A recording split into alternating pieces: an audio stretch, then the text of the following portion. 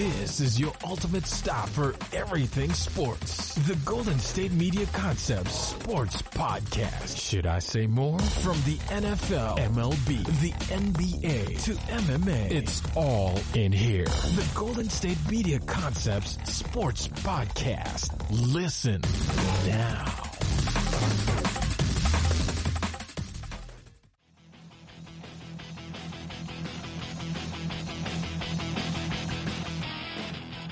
Hello, ladies and gentlemen, and welcome to the GSMC Sports Podcast here on the GSMC Podcasting Network.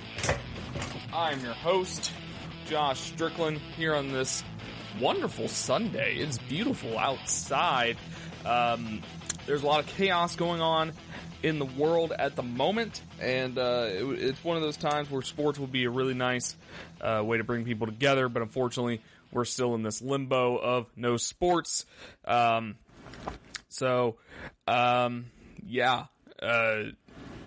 we have a okay show today. We're going to be talking about what sports could look like without fans. We have a decent idea because of Korean baseball, but we'll delve into that a little bit more. There'll be an MLB update. There'll be we'll talk some college football recruiting, as there's some questions about recruiting in this dead period and the 2021 cycle. Then we'll pivot from that and talk about the hottest recruiting teams in college football despite this whole recruiting, the whole recruiting fiasco. And then, of course, we'll do our draft review of the Jacksonville Jaguars. But first, we're going to do an NFL update real quick. As you know, last week I went to the beach, so I filmed Thursday's episode on a Monday. So this is kind of going to be a nice little recap show to recap everything that I missed during the week. And in the sports world, honestly, there's not much to recap. In the real world, there's a lot to recap. So I'm going to stick to sports at the moment because you don't listen to this show for stuff other than that. So the NFL hopes to allow coaches to return to team facilities as early as next week, the first step toward potentially allowing some players to return to work in June. So in a memo sent to all teams on Thursday, NFL Commissioner Roger Goodell said the league is working with NFL Players Association on protocols that could allow some players to return on a limited basis before the end of the offseason program on June 26th. The league on Thursday extended the virtual portion of the offseason program by 2 weeks into mid-June. So for now, team facilities have opened for front office and business employees only as a measure to ensure competitive balance across the league because the state and local regulations in some NFL cities still don't allow for employees to return to work. These phased reopenings are part of the NFL's continued focus on the regular season, with training camps scheduled to open in late July, preseason games beginning in August, and then, of course, the 17-week regular season schedule beginning on September 10th. So Goodell said Thursday that figuring out how to bring players back safely is the highest priority that the NFL has. He has mentioned that all of us have been touched by this pandemic in one way or another, and the coaches and the clubs and the league have responded by preparing really thoughtfully, effectively for the start of the 2020 season. So Goodell said that in a prepared remarks on a call with reporters. So Goodell spoke on a conference call following the second of two owners' meetings via video conferencing this month. Thursday's meeting dealt largely with on-field matters, including a 30-minute discussion about a proposal that would radically change the onside kick procedure. Now, this is very interesting to me. So the Philadelphia Eagles submitted a proposal similar to one made last year by the Denver Broncos that would allow a team to attempt one play, a 4th and 15, from its own 25-yard line following a score in order to try to maintain possession late in the game. So this proposal is interesting. I believe the XFL did it. I'm not 100% positive on that one. I think the XFL did it, but I don't think anyone ever used it. So we haven't really seen the 4th and 15 in action. It's an interesting idea, though. It would have a higher success rate than an onside kick. I'll give it that. It will have a higher success rate. It will make games a little bit more tense. Because when it comes down to a 4th and 15 for a team to potentially get the ball back and win the game, it's intense. I mean, especially if you're on your own 25, because that means if you don't get it, then the other team is automatically in field goal range. So if you're only down by like 4 points or something like that, you can go down by a touchdown immediately after failing, or more than that, So that's an interesting proposal. Do I like it though, is the real question. It's okay, but it's just one of those rules where I feel like they were just trying to change it for the sake of change, because the onside kick, it is one of the most unsuccessful plays in football. But if you pull it off successfully, it's a real adrenaline rush. It's really impressive when teams can pull it off consistently, which not a lot of teams can. Not a lot of teams are in a situation where they have to pull it off successfully, but it's a real art. It's a lost art, the onside kick. Some kickers train all season for that one opportunity they get to do an onside kick. And without the onside kick, with this rule, you don't have surprise onside kicks. So that's another major thing. Surprise onside kicks are a huge part of deception in this game. It's a nice little trickery that you can do in this game that you just don't have the opportunity to do with 4th and 15. You can do a trick play on 4th and 15, but there's no like surprise element to it, because no matter what, they know you're running a play and you're trying to gain 15 yards. And surprise onside kick, you still have to reach like that 10-yard line or whatever. But if you catch the return team off guard, then you have a much higher chance at successfully committing this onside kick. So you lose the surprise onside kick, and that's a big issue to me. Just imagine the 2009 Super Bowl between the Colts and the Saints, halftime. Instead of the surprise onside kick that caught everyone off guard, it was a 4th and 15. And everybody, it would have been still tense. It would still been exciting, but it wouldn't have been as exciting as a surprise onside kick. There's no surprise factor to it, because if you go for 4th and 15 on your own 25, first off, I don't think they would make it. And second, everyone would criticize it nonstop. With a surprise onside kick, people will probably criticize it, but they'll at least be like, oh, well, it almost worked. They caught him off guard. But anyways, Rich McKay, president of the Atlanta Falcons and the chairman of the NFL's competition committee, said there was support among owners this year for this proposal, but ultimately too many questions remain about how it would affect games. The proposal was tabled, and ownership directed the competition committee to gather more input directly from teams. So you consider this a conservative approach a lesson from the failed 2019 experiment to expand instant replay to include pass interference. That change rushed through owners' meetings in March of last year. It was a failure, and then the inconsistent application from replay officials in New York and criticism from coaches, players, and fans alike. So the NFL Vice President Troy Vincent said they learned not to rush these things. So the other heavily debated rules-related issue discussed Thursday is the possible addition of a sky judge, an official stationed in the press box. The XFL did that. The AAF did that. Everyone really enjoyed that, especially because they create another entertainment opportunity for games. You have a sky judge who, during reviews and stuff like that, they pretty much say what they're doing. They say like what their thought process is for official reviews, which is something that we desperately need. I feel like it was so transparent in the AAF. It was so transparent in the XFL. I feel like the NFL needs to go ahead and do it, especially since trust in NFL officials is at an all-time low, I feel like, at the moment. Like, no one trusts them. We go back to the video replay of pass interference calls. There have been plenty of pass interference calls that should have been called. They went to the replay and still didn't call it. So trust for these NFL officials are at an all-time low. So adding a sky judge would help out a lot in that scenario. But other solutions passed Thursday include a rule to allow teams to designate 3 players to return from injury reserve from up to 2. Okay.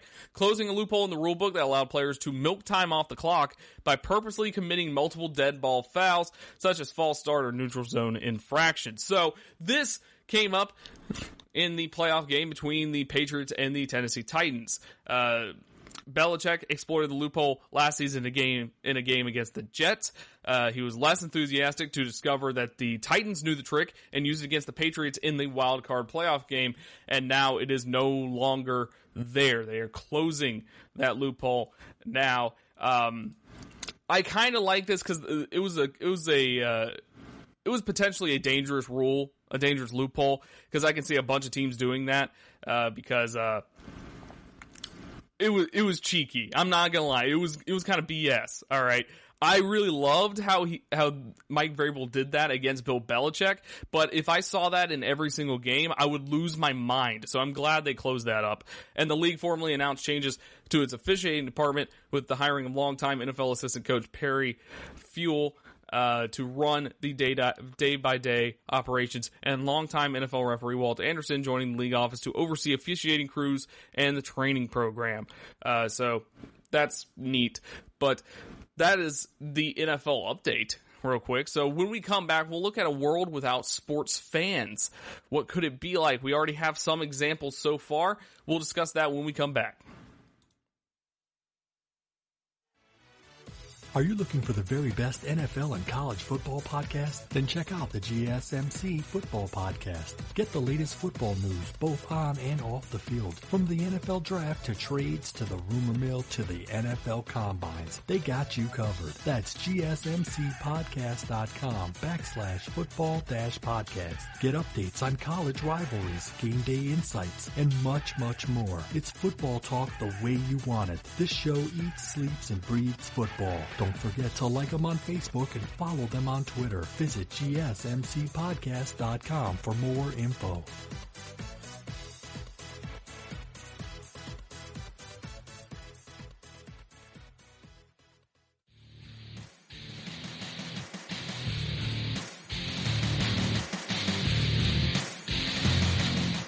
I think everybody's come to an agreement that even when sports comes back, it is probably going to be without sports fans, which is very unfortunate. I mean, of course, I would love to be at a baseball park right now, whether it be minor league or whether it be major league.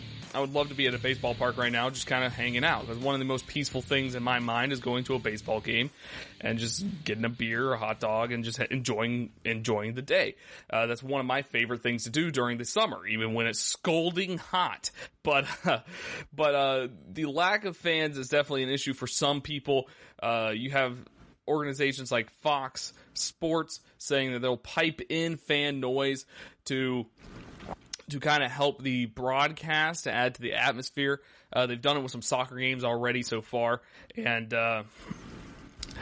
it's okay. It works for soccer games, because in soccer games there's constant cheering, there's constant chanting and singing and stuff like that. So it kind of works for soccer, because a lot of the best parts about watching soccer on TV is just getting that ambiance, the environment, and stuff like that. But if you do that with baseball, you can't really have like a constant like cheering in baseball, and then it's kind of weird if someone hits a home run and it's just like the same sound looped over. You're gonna have like a dedicated sound guy or something like that to kind of pop the crowd when big stuff happens. And I just don't trust. I'm sure they can do a great job, but I just don't trust them to do better than a live fan could. So, from the stuff I've watched, looking at empty stadiums is bizarre. NASCAR, for instance, they've been going on for the past couple of weeks. Their empty racetracks is strange, even though they don't focus on the crowd at all during NASCAR broadcasts. So it's going to be strange for NFL, especially college football. College football relies so much on fans, and it'll be strange to see a completely empty, these huge cathedrals of college football completely empty. Just imagine the echoes. I mean, geez, the reverberation on there. So, WWE has also been doing it without a crowd. Wrestling in general, WWE and the AEW, they've both been doing it without a crowd, and it's strange to say the least.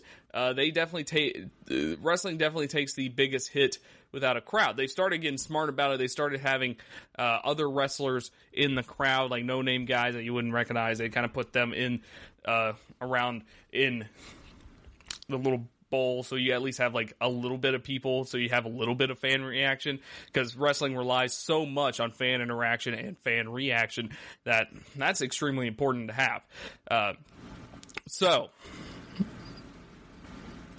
John Madden called back Fred Gaudelli on Tuesday with an answer. The veteran executive producer of NBC Sports Sunday Night Football had asked his old colleague the previous night how to handle games potentially played in front of no fans. The conventional wisdom is that broadcasters, to mimic games of the past, will pipe in artificial crowd noise during the telecast. The Hall of Fame coach and broadcaster's reply said don't. So John Madden said, when I first left coaching profession and went to broadcasting, there was something about it that I just felt was missing. I couldn't really put my finger on it. Then I realized that I wasn't hearing the sound that I had grown accustomed to hearing. As a player, as a coach, I never coached from the box. I coached from the field. Fred, you're going to hear things that even you have never heard. So I'd be really trying to figure out how to best capture those sounds and present them to the audience and not worry as much about artificial sound. So piped-in crowd noise is just one of the many options on the table for producing games with no spectators as the major sports eye returns, or in the case of the NFL, starting a new season in the COVID-19 era. The sports that have returned, such as UFC, NASCAR, and lesser extent golf and tennis, have experimented with more audio. WWE has gone so far as to place up-and-coming wrestlers in seats as fans with plexiglass between them and the ring. The NBA, which is considering playing the remainder of its season and playoffs at Walt Disney World Resort in Orlando, said all options are on the table for how to televise games, including using virtual fans. Some overseas sports have placed video monitors in the stands with fans essentially taking part in like a big Zoom-like call and cheering from the screens. Sarah Zucker, NBA's Senior Director of Domestic Programming and Content Strategy, said we are right now looking at a number of different technologies. We are looking at all the ways for fans to engage, whether that is virtual cheering and other options. We are really considering many options, she said. So asked whether the NBA would consider using cardboard cutouts of fans or life-size dolls, as some international games have done, such as the Korea Baseball Organization, which they've apparently, one soccer league has apparently been using sex dolls, which I wouldn't do that. But anyways, the NHL, which announced this week that if it returns to play, it would commence with a 24-team playoff, not expecting to place fake or virtual fans in arenas. Instead, the league plans to place cameras and microphones around the ring where they could not have been with fans in attendance. So these playoffs with no fans in the stands, likely finishing these playoffs with no fans in the stands, I do think it does create a unique opportunity to capture content, to capture video footage from unique angles, not having to worry about line of sight for fans in the building, audio devices in places where they might not normally exist. I just think it'll provide a canvas to paint maybe a little bit different of a picture. And in particular, fans pay lots of money for seats. You don't want to obstruct their view. We won't have the same set of constraints in terms of not obstructing views. So I think it's pretty much open season on camera location, and probably even camera size to capture the world where types of cameras are different. I don't know exactly how much different or better it will look, but I do expect a lot of experimentation on that side to make a better broadcast. So that's an interesting point I never even thought of. You can put cameras anywhere now, and that's a huge, huge, huge thing, because you're going to see different camera angles to try to keep the broadcast a little bit interesting, because you can't cut the fans. You just can't cut the fans. So the different camera angles will be there to kind of help make the broadcast still interesting as we go through that. MLB, which is having ongoing conversations with teams and broadcasters about modifying various aspects of the game presentation with no fans in the ballpark, declined to comment on these talks.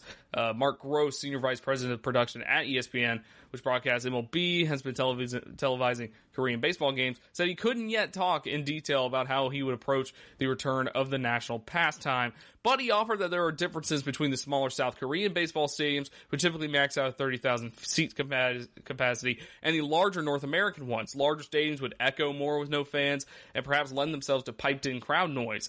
If there are MLB games, ESPN will experiment with different angles and perhaps station announcers remotely. So who decides when to pipe in crowd noise? The teams, leagues, or broadcasters is unclear. NBC's Cadelli said conversations are ongoing with the NFL on this point, but he expects it to be a league role. So Cadelli has been watching the return of German Bundesliga, which has been playing in front of no fans with crowd noises pumped into stadiums. Fans at home in Germany can choose between a broadcast with fan noise and one without, and that might be the option for the NFL unless the league chooses to pump in noise into the stadium. 9 NFL games could present a unique opportunity.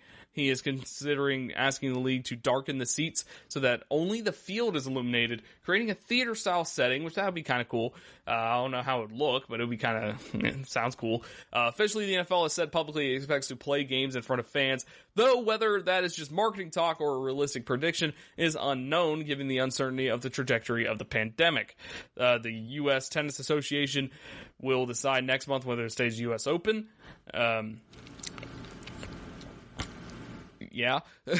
Digitally inserting sponsors, logos, graphics, animations, and statistics over empty seats is one possibility, says the USTA's chief revenue officer. They're looking to replicate the shots of celebrities in the crowd. The USTA is considering remote cameras in stars' homes as they watch the Open. I think that would be kind of silly. No one really cares about that. So part of the spectacle of sports on TV is, of course, the crowds, their cheering, and interaction with athletes. So despite a nation starved for entertainment, WWE, which has moved its production to its Florida training site, saw ratings decline for its Raw events. Vince McMahon noted on a recent earnings call how hard it is to replicate the fan energy on TV. WWE considered piping noise, but decided against it. It would be incredibly phony, it just wouldn't work, said Kevin Dunn, Executive Vice President of TV Production. He said, believe me, we talked about fake crowds. I've seen these cutouts of people that I forget what sport that is when they're putting it out. People in stands, whether it's Bundesliga has done that. The Korean baseball has done dolls. It just wouldn't be authentic, Kevin Dunn said. So people are still working this out, which a lot of things I've talked about are just people still needing to work stuff out. But this is something that TV and these leagues need to figure out. I personally think piped-in crowd noise would be stupid. I don't think it would add anything. It also wouldn't take anything away.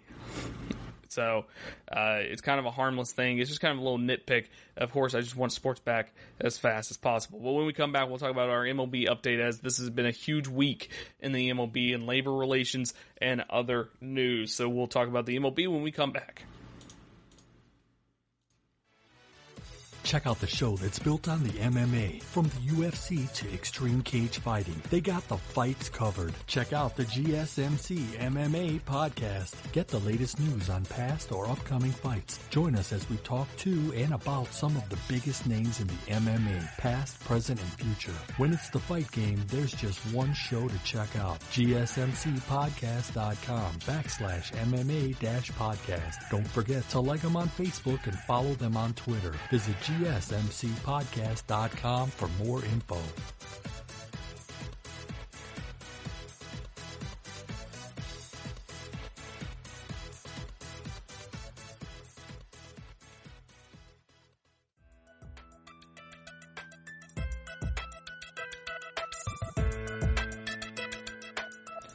So the MLB really went off, or at least the Player Association went off in the past week. And then the MLB kind of bounced back. A lot of controversy of this situation, and I feel like a lot of people just don't understand the situation.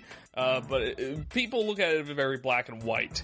They look at it as the players being greedy, and they look at it as the players taking away their baseball, and that's pretty much all I've seen on Twitter. Now, there's some people that know the nuances and they understand the risk of these players playing, because one of the main things, and this is the main thing you got to think about when you think about these players returning, because I've seen it about NBA players, I've seen it about NFL players, all on Twitter.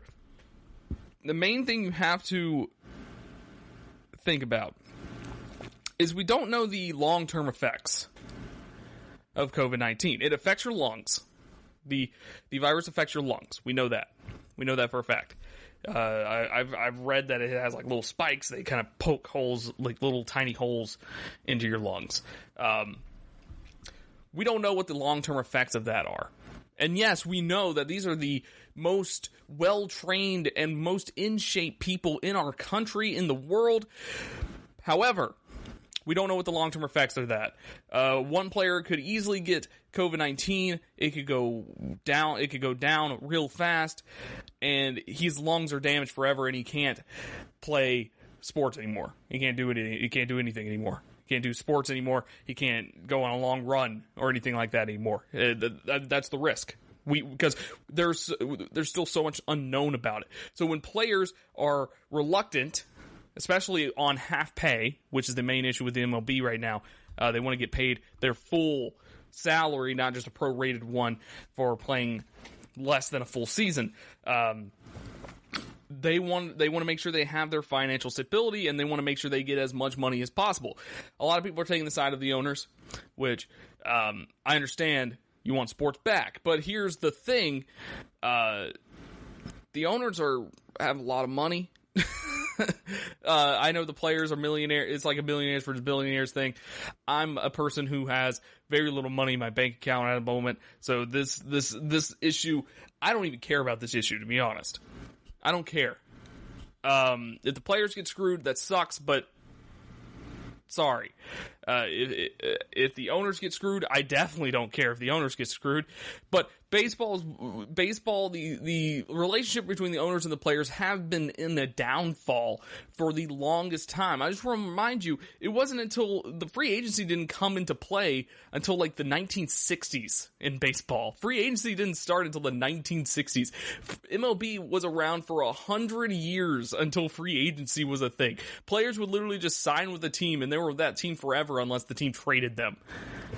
That's how it worked. Like, that's just how it worked, and nobody really cared until it went on. And then, after that happened, owners made a pact not to sign free agent players for huge contracts. So most players would test free agency, get 0 offers, and then just sign back with the original team they were on for a lot less money they probably would have made in a free market.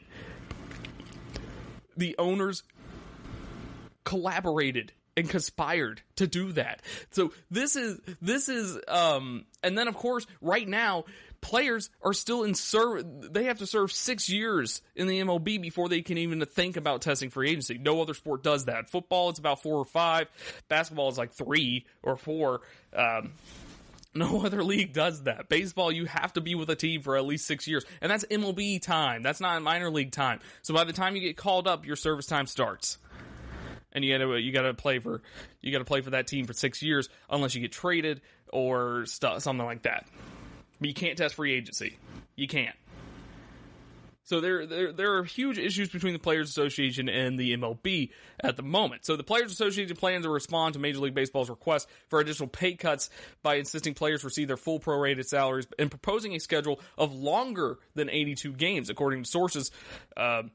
The players reinforced their unity in 2 separate calls involving player leadership Wednesday, the first consisting of the union's 8-man executive subcommittee, the second involving a larger group that included a number of team representatives. So Nationals right-hander Max Scherzer, a member of the executive subcommittee, said in a tweet Wednesday night that the players would not accept MLB's claim of financial distress unless the league offered greater proof. After discussing the latest developments with the rest of the players, there is no reason to engage with the MLB in any further compensation reductions, Scherzer said. We have previously negotiated a pay cut in the version of prorated salaries, and there's no justification to accept the second pay cut based upon the current information the union has received.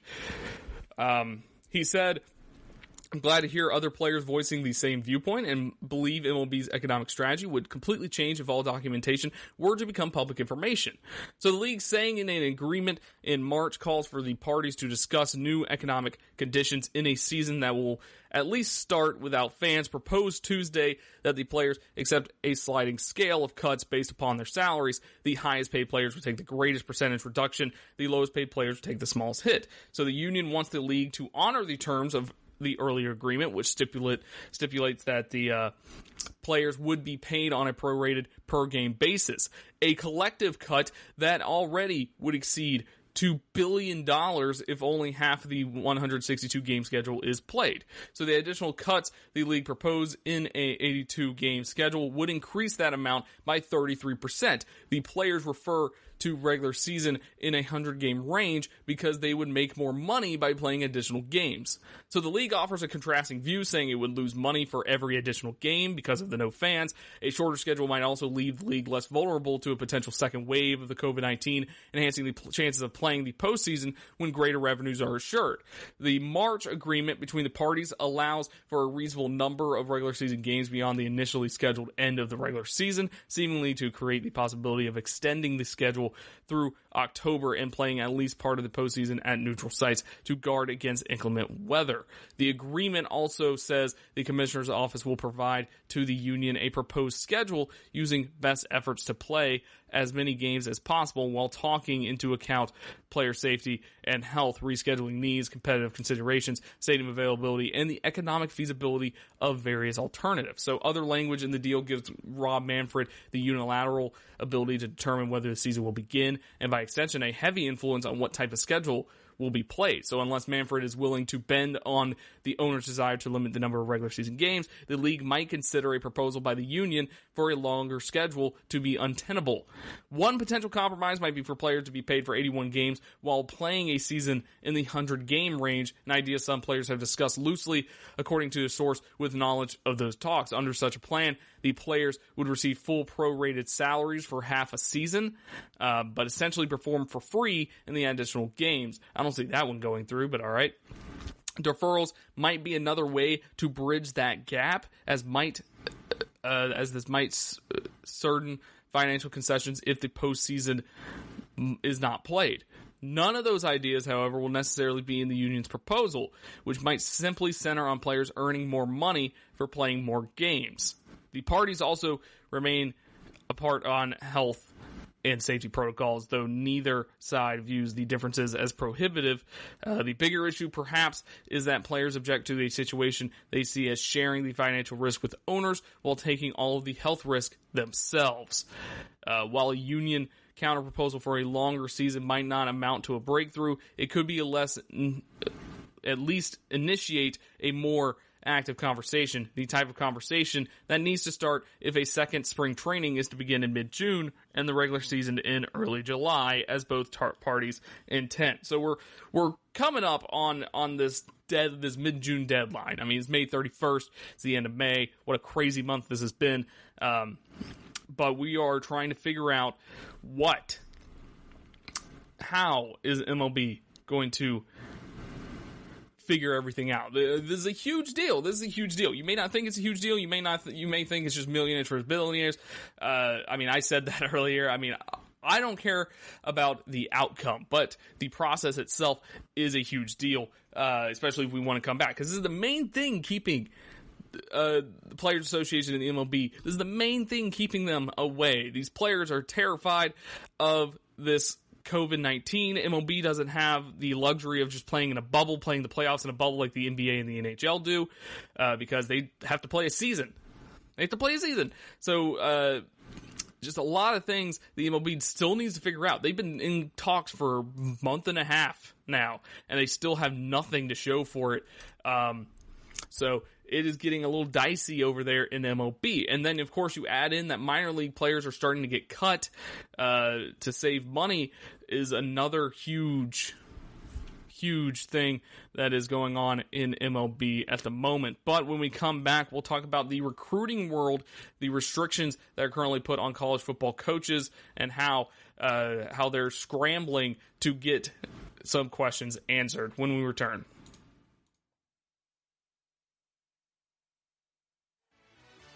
Are you looking for help for your fantasy football team? Check out the GSMC Fantasy Football Podcast. Get today's best advice on who to start, who to sit, even who you should draft. From sleeper picks to red-hot lineups, they got it all covered for you. That's GSMCpodcast.com/fantasy-football-podcast. We'll cover traditional leagues, dynasty, PPR, even IDP leagues. When you need fantasy help, there's just one show to hit up. Don't forget to like them on Facebook and follow them on Twitter. Visit gsmcpodcast.com for more info.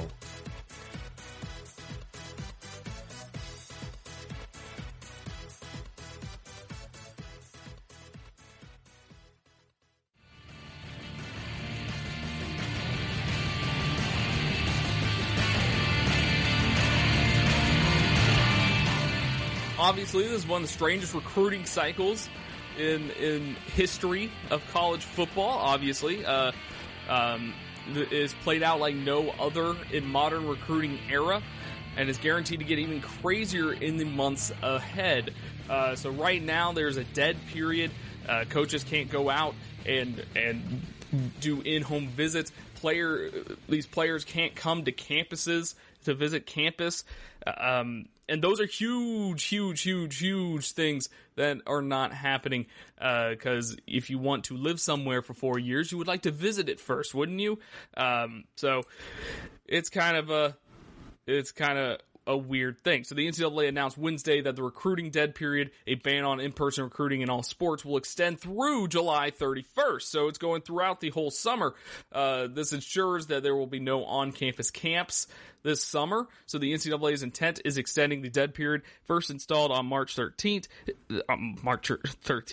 is to keep coaches focused on the more pressing issue of safely getting their current players back to campus during COVID-19 pandemic. But there are no guarantees that the dead period will be lifted on August 1st, nor that it will be safe to resume bringing in recruits for visits by then. So how are recruiting departments reacting to these uncertain times?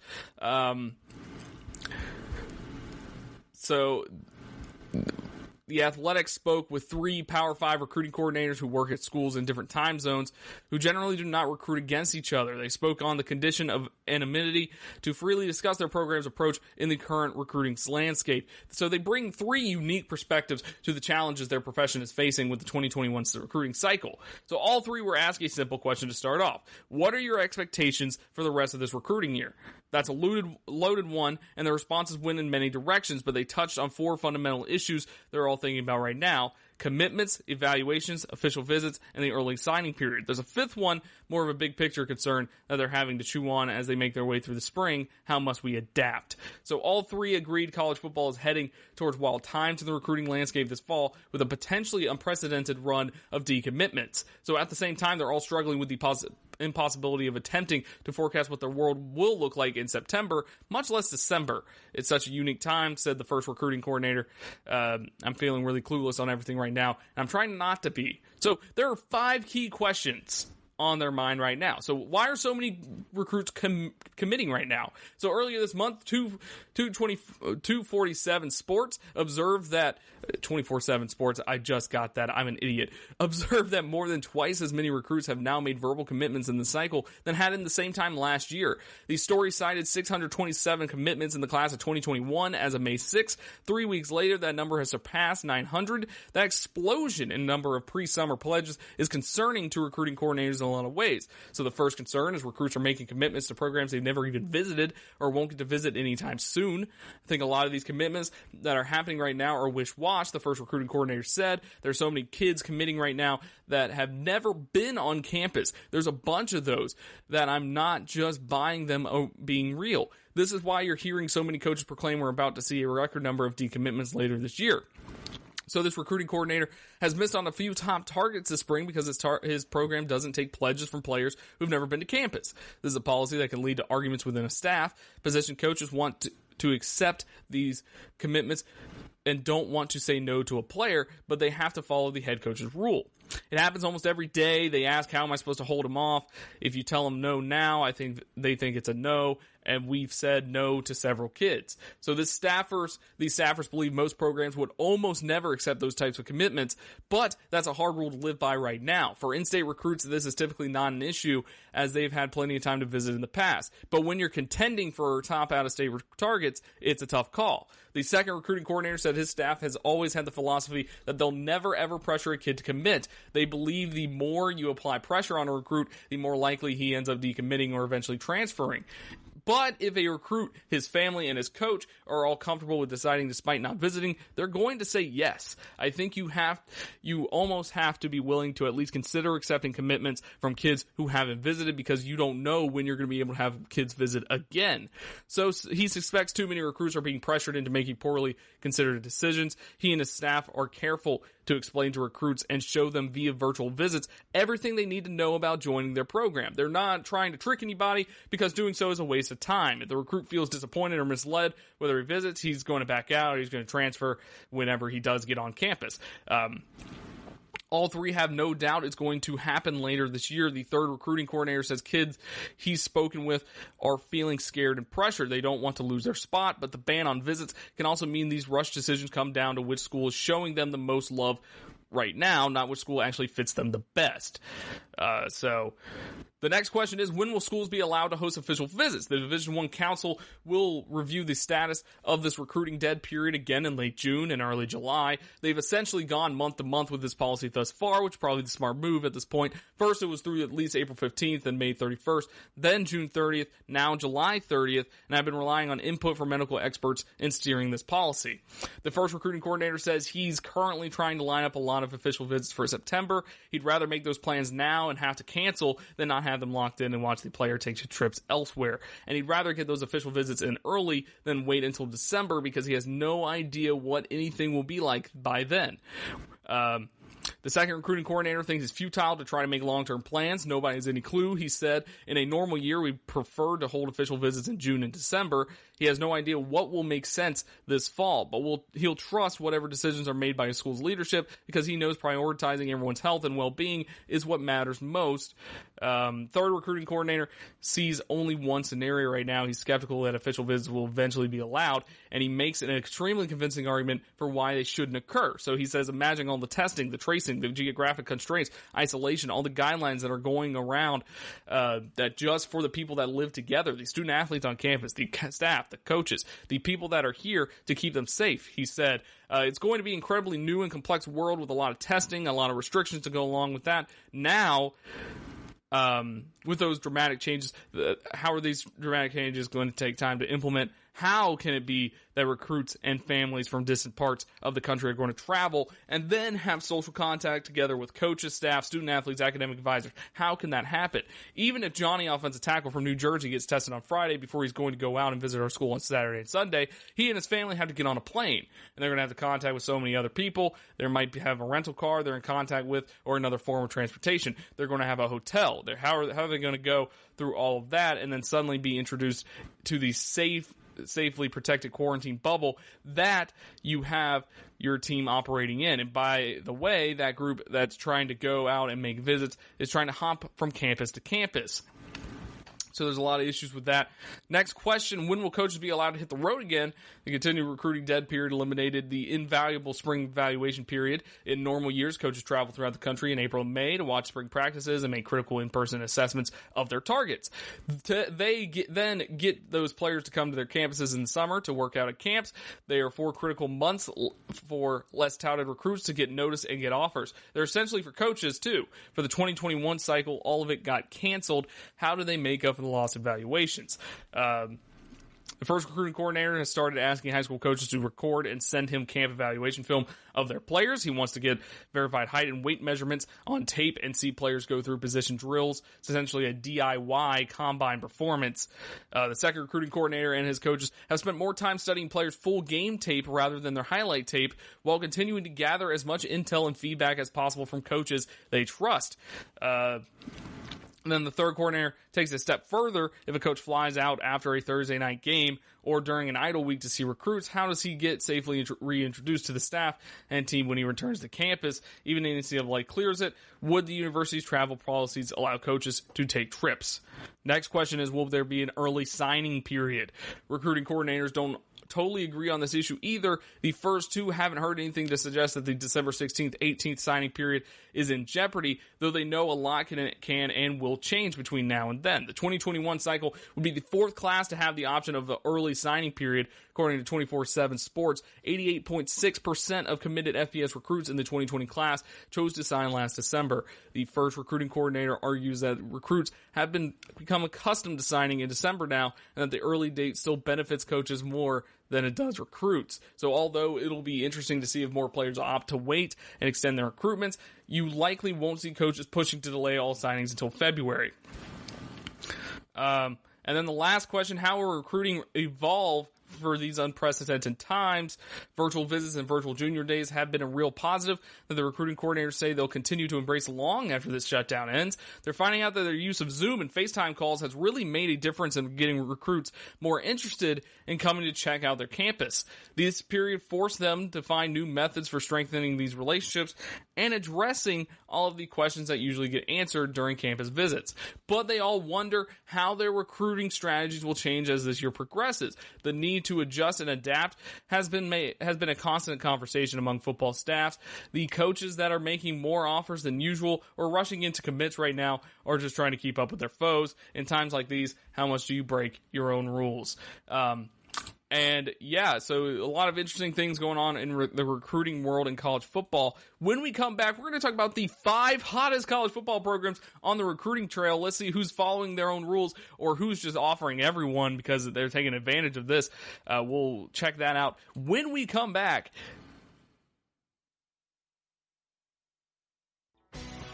Are you looking to get your college football fix? Looking to get the latest news on your favorite school's team? The GSMC College Football Podcast is your ticket to all things college football. Join us as we talk college football from the national championship, the college rivalries, the bowl game, to the Heisman Trophy. To which conference is the best? We've got you covered for the Big Ten, SEC, Big 12, the Pac-12, ACC, and everything in between. Download the GSMC College Football Podcast on iTunes, Stitcher, SoundCloud, Google Play, or anywhere you find podcasts. Just type GSMC in the search bar.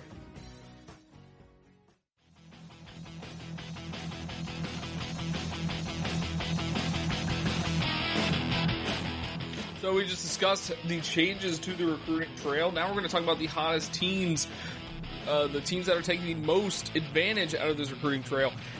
So these are the hottest college football programs on the recruiting trail. There's a huge difference between best and hottest. We're talking about the hottest right now. Obviously, number one is probably going to be Tennessee, as we've discussed. Number one is Tennessee. Yeah, it's Tennessee. We discussed that a little bit last week, but there's a lot of nuance to recruiting, particularly in the context of how results match up with the program's expectations. One program could finish number 15 in the recruiting rankings and throw a parade. Another team's fans may want to fire their coach with the same finish. So recruiting's complex. Every month, so let's see what we're got here. Number one is Tennessee, ranking in 2021. They're number 2 overall at the moment, number 1 in the SEC. They got 24 commitments at the moment, 2 top 100s. Most important commitment is 5-star linebacker Terrence Lewis of Hollywood, Florida. Their 2020 ranking was number 10 overall. 2019 was number 13. They're number 21 in 2018. And then 2017, they were number 17 overall. So the average national ranking for the previous 4 years is 15. So the realistic expectation is top 15 classes every year. So it seems as if Tennessee is getting commitment every day, which is the definition of being hot. The Volunteers have 2 commitments from national top 40 prospects in Lewis and a 4-star edge rusher Dylan Brooks of Roanoke, Alabama. Hanley, who at one point in time was a 5-star recruit, Vols coach Jeremy Pruitt, is a former Alabama assistant and knows what it takes to compete in the SEC. Despite the flurry of commitments, the Vols average player ranking is similar to its 2020 class, which finished number 10 overall. Finishing number 10 is quite good, but there's still work to be done this year to better that. Of course, Tennessee also has to make sure it holds on to Lewis and Brooks, because the top-end talent that is bolstering this class is the reason his recruiting run has been more impressive. There have been a lot of rash of commitments despite COVID-19 stopping visits, so it will be interesting to track how Tennessee finishes once things start inching back to normal. Tennessee is really hot right now, but nothing is guaranteed until signatures hit the paper. Pruitt has been great, but there's still work to do. So Tennessee is going to be the interesting thing. We discussed the mass decommitments that could happen because of this current system. Tennessee is going to be the biggest example of this. Just saying. They're going to be the biggest example of this. I feel like they're not going to keep most of these top guys. Some of these guys haven't even visited Tennessee's campus, which is insane to me. But we'll see how that turns out for Tennessee. They're rocking it right now, but once visits start happening or we get closer to the deadline, to the signing period, we'll see if they can keep that momentum going. Number 2 is North Carolina. Their ranking in 2021 is number 4 overall. Number 2 in the ACC, behind, of course, Clemson. Clemson, who's having a historic recruiting time right now. They have 15 recruits, 2 top 100s. Their most important commitment is 4-star quarterback Drake May of Charlotte Myers Park. Their 2020 ranking was 19. 2019 ranking was 30. 2018 ranking was 20. And their 2017 ranking is 29. So their average national ranking for the previous 4 years is 24. So their realistic expectation is top 15 classes every year. You could make the case that North Carolina belongs at the top of this list because it has a much better average player rating than Tennessee. And the only reason the Tar Heels are lower in the overall rankings is because they have fewer commitments. But part of being hot is getting a string of commitments seemingly every day, and Tennessee has been one of the biggest stories in recruiting in the past month. That said, what North Carolina is doing is more sustainable. Mac Brown had a mission when he was hired by the Tar Heels for the second time to keep North Carolina kids home, and he's making good on this promise. Of North Carolina's 15 commitments, 13 are in-state prospects.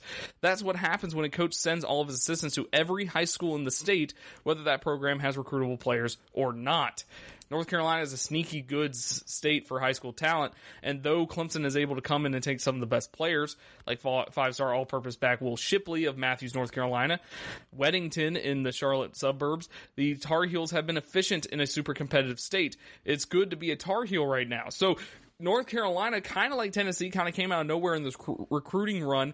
A lot of people were skeptical of Mac Brown and his recruiting prowess before when he got hired, and he is knocking it out of the park. North Carolina, they were already a pretty solid team last year. I think they went with 7 or 8 wins, which was pretty good for them, and they have momentum. They almost beat Clemson last year. They were so close to beating Clemson last year, and they ended the season off pretty well. They are building momentum now. North Carolina could be a real problem in the next couple of years over there in the Coastal.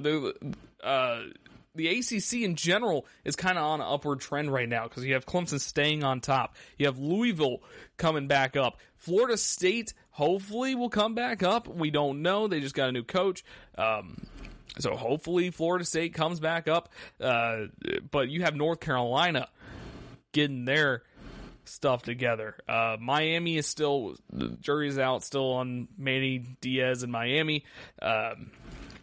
Virginia, let's see if Virginia can keep their momentum over there in the Coastal. Virginia Tech, they need to figure some things out, stuff like that. The momentum is there for these ACC teams. They just need to capitalize on it. It's kind of hard when you're trying to catch up with Clemson. Clemson's just in a new stratosphere, but North Carolina is doing a really good job. Number 3, Ohio State. They're number 1 overall in the 2021 class. Number 1 in the Big Ten, of course. They have 18 commitments, 11 top 100 commitments. Their most important one is Jack Sawyer, 5-star defensive end from Pickerington, Ohio.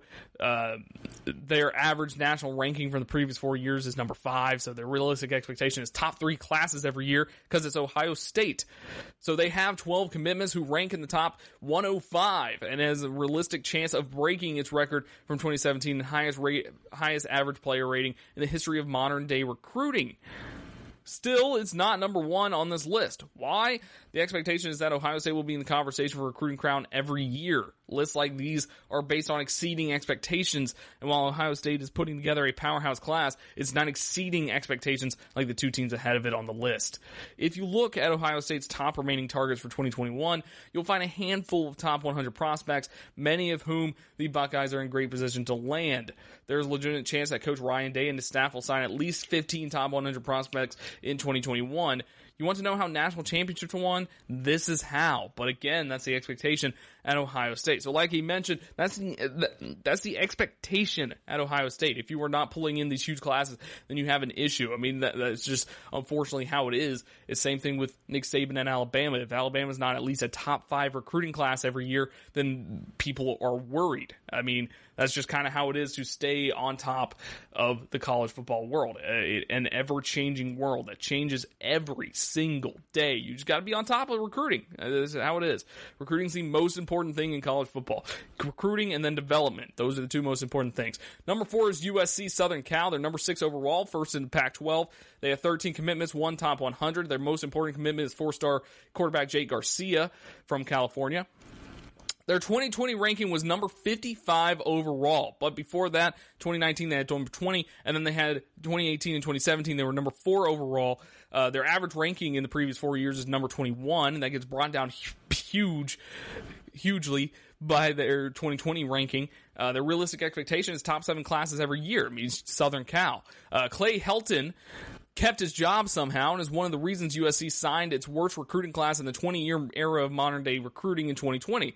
The Trojans finished with the number 55 recruiting class in the country, and you had to click the Load More tab on the 24/7 Sports team rankings to find their class. USC's class consisted of only 13 signees, and yes, the size of the class had an impact on the final ranking. But of the 31 4- and 5-star players in the state of California, Arizona State signed 7, which is more than Southern Cal, UCLA, and Cal combined, which that's a crazy stat to read. In the 2021 class, USC has 13 commitments and 9 are in-state prospects. The Trojans have also done what they have traditionally done, which is land an elite so-called quarterback. Garcia is a top 5 pro-style quarterback in the class and a national top 40 prospect overall. So Southern Cal still doesn't have that real USC swag back, but the Trojans currently are in the top 6 in the recruiting rankings where they belong, and leaning on California prospects was the way to start the renaissance. Helton now has to make sure that that's still the case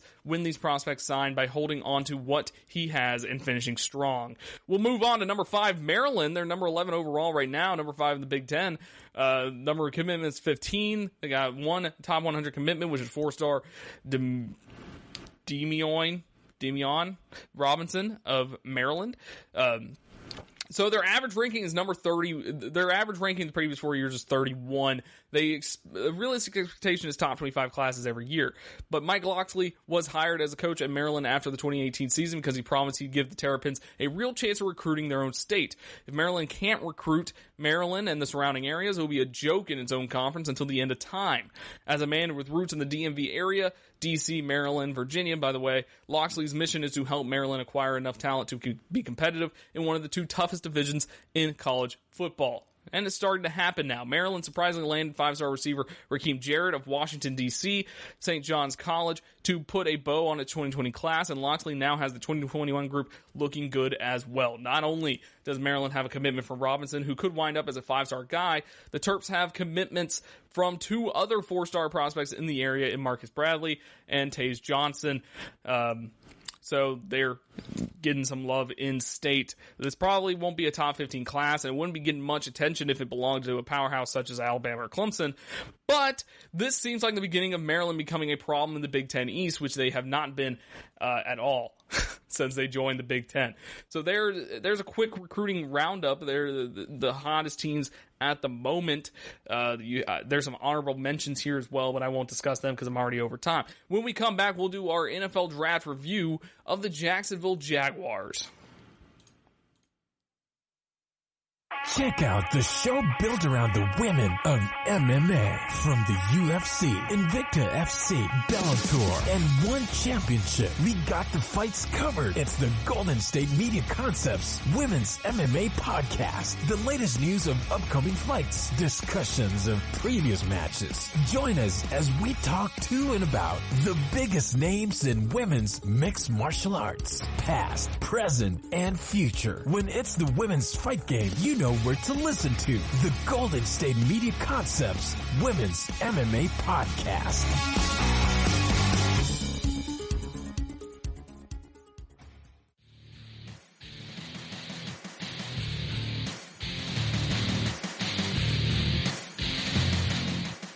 So we will continue with our NFL draft reviews. Here we are with the Jacksonville Jaguars. They came into this draft as an obvious rebuilding team.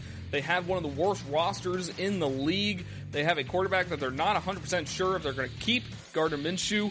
But they've accumulated a lot of draft capital and have set themselves very nicely for a rebuild. They have 12 selections in this draft, so that's why I'm kind of speeding this up and trying to talk about it. They have a lot of holes to fill, but their biggest needs were wide receiver, corner, and offensive tackle. Edge rusher was also considered a potential need as well, with trade rumors of Yannick.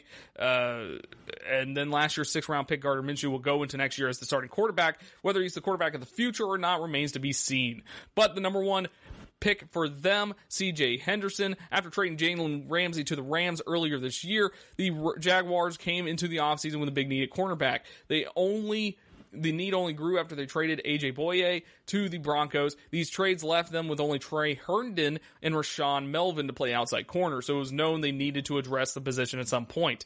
C.J. Henderson has the physical traits needed to turn into a lockdown corner in the NFL. He has good size, 6'1", 204 pounds, and good speed, good movement skills, and solid leaping ability. When you turn on the tape, he simply just looks like a cornerback that scouts covet.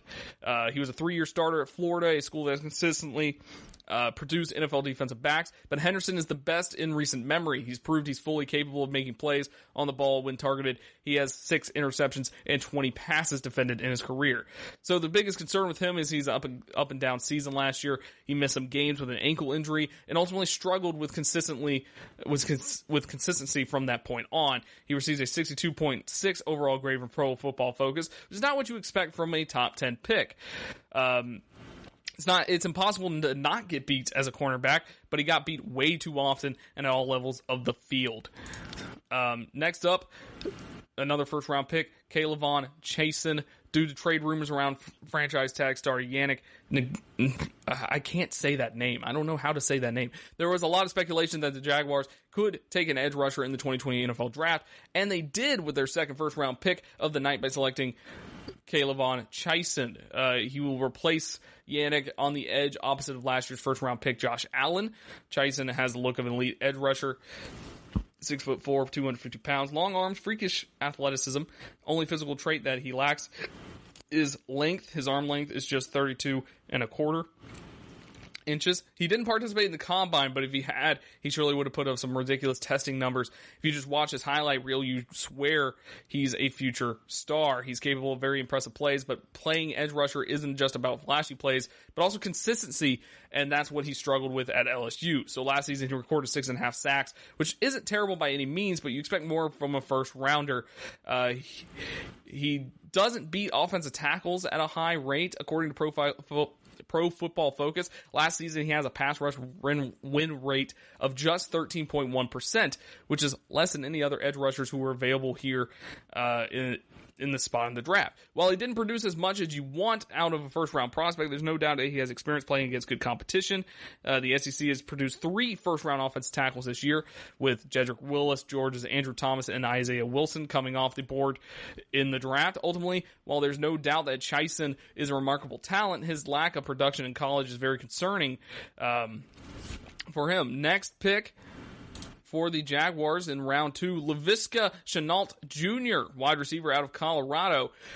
He's one of the most fascinating prospects in the entire draft. He's not only fantastic as a pass rusher, but can be utilized in the run game as well. Colorado had him take wildcat snaps all the time, and they handed him the ball on jet sweeps as well. He was utilized in the wildcat in a lot of short yardage situations where he used his size and physicality to his advantage. He's a good route runner. He runs his routes with good speed and quick in and out of his breaks. He also has good hands and body control and has shown the ability to come down with jump balls. The best part of his game is how dangerous he is with the ball in his hands. He forced 44 missed tackles since 2018, which is the most in the country for a receiver. In 2018, he had insane production, recorded 86 catches for 1,011 yards in just 9 games. Before the season started, he was considered a likely top 10 pick, but he didn't produce as much as a receiver last season, so that made him drop. He has an injury history, nothing major, but were concerning enough for NFL teams to cause him to fall into the second round. So he's a pretty good receiver, though. Next up, Davin Hamilton, defensive line out of Ohio State. He's one of 7 players from an incredibly talented Ohio State defense to be drafted. He had productive in his career at Ohio State, both run stopper and a pass rusher. He wins at the line of scrimmage with elite strength and power. At the combine, he had 33 reps on the bench press, which was the most amongst defensive linemen. In the pass rush, he can push the pocket in at times, can overpower offensive linemen, and put pressure on the quarterback. In run defense, he's even better. He wins leverage battles at the line of scrimmage and bullies offensive linemen at times. My biggest concern with him is he's below average athlete. In college, it's easy to be productive when you're just stronger than everybody else, but the NFL offensive linemen are also strong. So to be productive as a pass rusher at the next level, he needs to have a little quickness to him as well. This is more of a looking to the future selection. Defensive tackle is an immediate need for the Jaguars, but maybe develop him and he could be solid. Next, you have the 4th round. We got 3 picks in the 4th round. First, you got Ben Bartch, offensive tackle from St. John's, Minnesota. Obviously, not normal for a D3 player to be drafted into the NFL. Ben Bartch is the first D3 player to be drafted since 2015. Bartch playing in D3 pretty much looks like an NFL tackle blocking a high school edge rusher. It's that unfair. Last year, he only allowed 4 pressures on 504 pass protection snaps. He's been drafted not just for beating up his D3 competition, but his size. He's 6'6", 309 pounds, and athleticism combination is good enough to be a good tackle in the NFL. Obviously, going from D3 to the NFL will be a major adjustment, and he won't be able to solely rely on just being bigger, stronger, and more athletic than everybody else. But he isn't going to adjust to the NFL seamlessly, but he has potential to be a good player one day, and they aren't looking to compete right now. They're looking to develop players here. They can afford to have players take some time to develop, and getting someone with his potential in the 4th round is excellent value. Josiah Scott, cornerback out of Michigan State, also got drafted in the 4th round.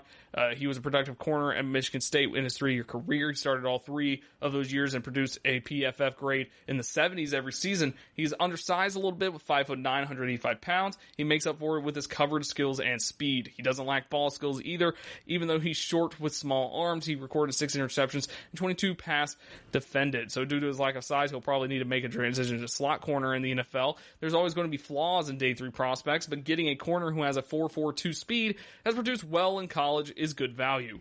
Next up, you have linebacker Shaquille Quarterman, linebacker out of Miami, Florida.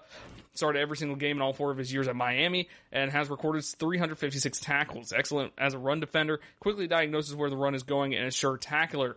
Not often does a college linebacker rack up 46.5 tackles for loss in their career, and that is a testament to how well he plays the run. He has limitations in coverage, however. His coverage grade last season was 60.5, and his speed is below average. And he's undersized, 6 foot, 234 pounds, which isn't good if he has to match against tight ends or big receivers. Ultimately, even though he was productive in college, it's just hard to feel good about a linebacker translating to the NFL who can't cover. Next up, you have a round 5 to selection, Daniel Thomas, safety out of Auburn. He's a productive safety for the Tigers. In his 4-year career, he's recorded 199 tackles, 5 interceptions, and 8 passes defended. Good at defending the run. He's quick to diagnose and fly to ball carriers and rarely misses tackles, as he's an excellent tackler. He's short. He's 5'10", but built well, 215 pounds, and has good speed and strength. The Jaguars now have 7 safeties on the roster, and Thomas probably won't see much game action right away, but I would bet on him to make the roster, making this a solid value pick. Then you have the final picks here. Colin Johnson, wide receiver from Texas, in round 5, with the need for weapons for Gardner Minshew to utilize aside from DJ Chark, and 12 picks in the class, loaded with talent and wide receivers. Obviously, the Jaguars would be selecting a receiver or 2. They started with Laviska Shenault in the 2nd round, and now Colin Johnson. Johnson produced for Texas all 4 years of his career, recording 188 catches for 2,624 yards and 15 touchdowns. He has great size, and that, along with his body control and hands, make him capable for some remarkable catches. With his big frame, he is pretty much unstoppable when targeted in intermediate range, 10 to 19 yards downfield. While he's not the most complete wide receiver, but he does have a specific strong skill set that can be utilized. Jake Luton, quarterback out of Oregon State. After trading Nick Foles to the Bears, there's room on the Jacksonville Jaguars depth chart for a 3rd quarterback alongside Gardner Minshew and Joshua Dobbs. Jake Luton has the look of a dependable backup quarterback. London is solid enough across the board to survive in a backup role in the NFL. He has good size, 6'6", 240 pounds, athletic enough to escape the pocket if necessary, solid arm strength. What intrigues me the most, however, is his decision-making. Last year at Oregon State, he threw just 3 interceptions in 11 games, which is pretty solid. Tyler Davis, tight end out of Georgia Tech, not much production over his year. He spent 4 years at UConn before transferring to Georgia Tech for his senior season. He caught 64 passes for 648 yards and 8 touchdowns in his career. Although he can become smoother and quicker as a route runner, he's still shown some receiving capabilities with his size and hands. And then their final pick, Chris Claybrooks in the 7th round, cornerback from Memphis. He spent 2 years at community college before transferring to Memphis, where he recorded 54 tackles, 3 passes defended, and 2 interceptions in his 2 seasons there. This was Jaguars' biggest potential need heading into the draft, and you don't expect to find starters in the 7th round, but Claybrooks could compete for a roster spot. So the Jaguars, with their plentiful picks, it looks like they filled most of their needs out successfully. So just based on, they did a good job, okay? They had a lot of picks and they used them wisely. But that is it for me here on this Sunday edition of the show. Hope you all have a great rest of your weekend. And if you like the show, of course, like, rate, and subscribe. And I'll talk to you guys on Tuesday. You've been listening to the Golden State Media Concepts Sports Podcast, part of the Golden State Media Concepts Podcast Network. You can find this show and others like it at www.gsmcpodcast.com. Download our podcast on iTunes, Stitcher, SoundCloud, and Google Play. Just type in GSMC to find all the shows from the Golden State Media Concepts Podcast Network. From movies to music, from sports to entertainment, and even weird news. You can also follow us on Twitter and on Facebook. Thank you, and we hope you have enjoyed today's program.